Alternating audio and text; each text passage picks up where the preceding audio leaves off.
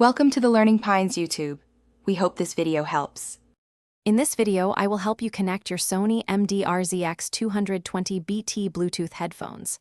First, ensure your headphones are fully charged for a smooth setup. Then, locate the power button, usually on the right ear cup, and press and hold it for about 7 seconds.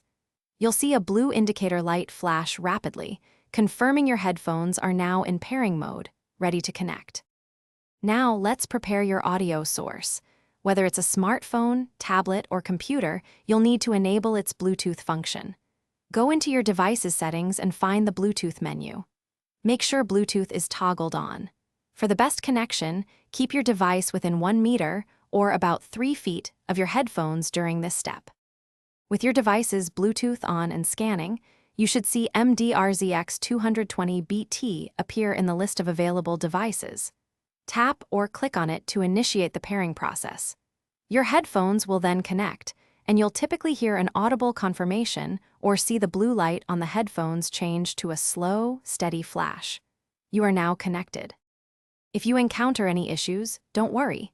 A common fix is to simply turn both your headphones and the connecting device off, then on again, and retry the pairing steps.